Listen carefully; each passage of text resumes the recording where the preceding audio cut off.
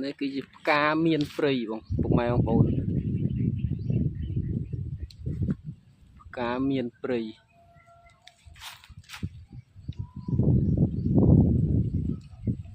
រសជាតិផ្លែមានព្រៃគឺផ្អែមក្របោបមក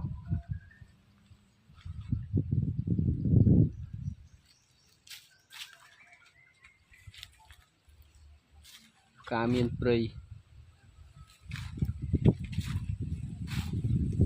អ្នកដើរពុកម៉ែបងប្អូននេះគឺជាដើមមានព្រៃដើមធំ